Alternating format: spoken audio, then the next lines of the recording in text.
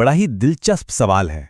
क्या एआई यानी वो टूल जो हमें और ज्यादा स्मार्ट बनाने के लिए बनाया गया था, कहीं उसका असर उल्टा तो नहीं हो रहा? तो चलिए आज इसी पहेली को सुलझाने की कोशिश करते हैं। आज की इस बातचीत में हम एक बहुत जरूरी सवाल पर गौर करेंगे।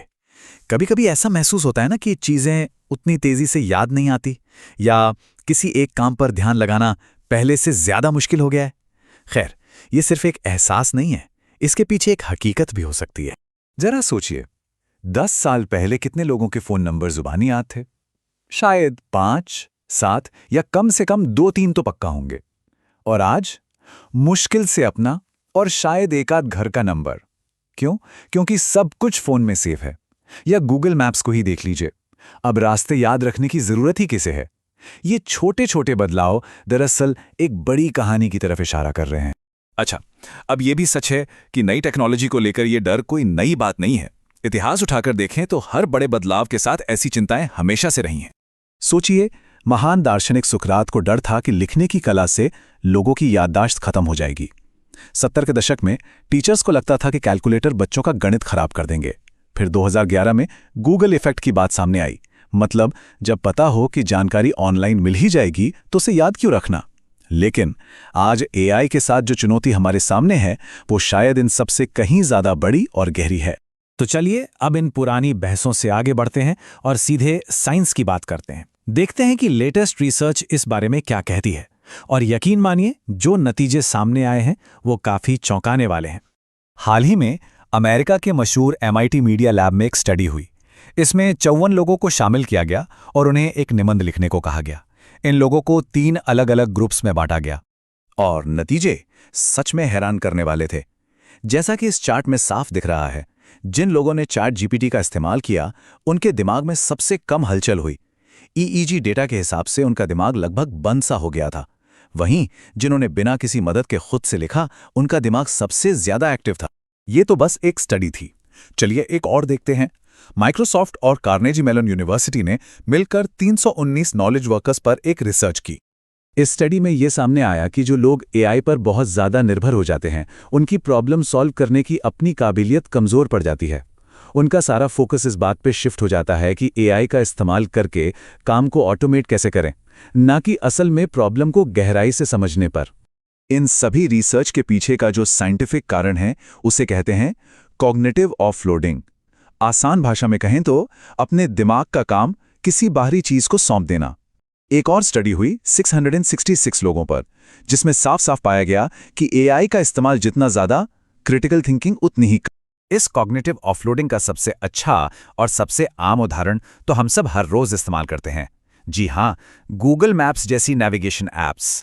देखिए, रास्ता ढूंढना हमारे दिमाग के लिए एक अच्छी खासी कसरत है। इस काम के लिए हमारा दिमाग अपने एक खास हिस्से का इस्तेमाल करता है, जिसका नाम है हिप्पोकैम्पस। और ये हिस्सा सिर्फ रास्ता नहीं ढूंढता, बल्कि हमारी याददाश्त और सीखने की पूरी प्रक्रिया के लिए बहुत जरूरी है। इस बात का एक बहुत ही मजेदार सबूत है।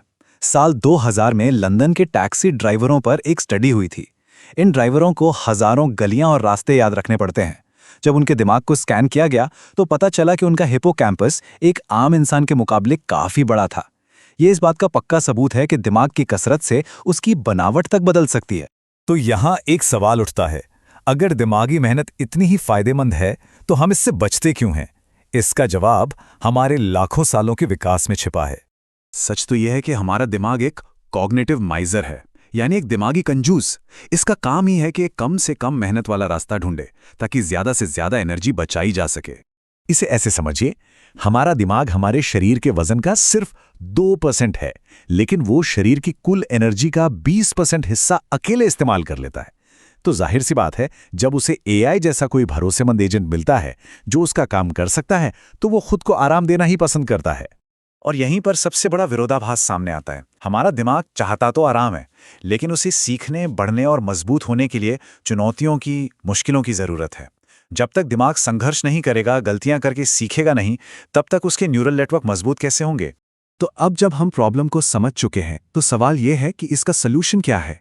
क्या कोई रास्ता है जिससे इस चुनौती से निपटा जा सके? एक रास्ता तो यह है कि एआई को पूरी तरह से नकार दिया जाए, लेकिन यह प्रैक्टिकल नहीं है। ऐसा करके तो हम टेक्नोलॉजी की दौड़ में बहुत पीछे छूट जाएंगे। तो सही रास्ता है माइंडफुल इंटीग्रेशन का। मतलब एआई का इस्तेमाल करें, लेकिन सोच समझकर, सचेत होकर। इसके पीछे का फलसफा बहुत सीधा है।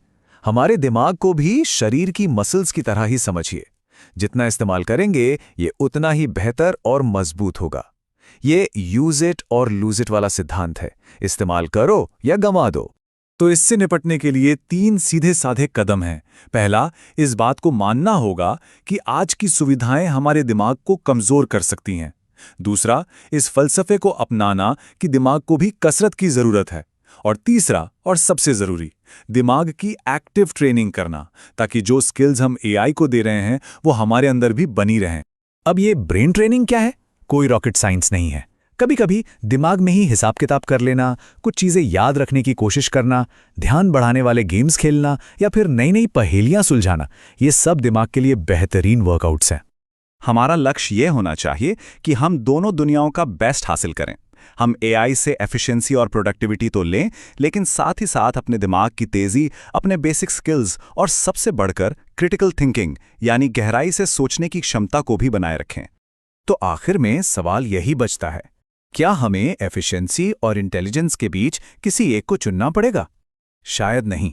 अगर हम एक सचेत और एक्टिव नजरिया अपनाएं तो हम एआई की ताकत का फायदा भी उठा सकते हैं और अपने दिमाग की ताकत को भी मजबूत रख सकते हैं। चुनाव आखिरकार हमें ही करना है।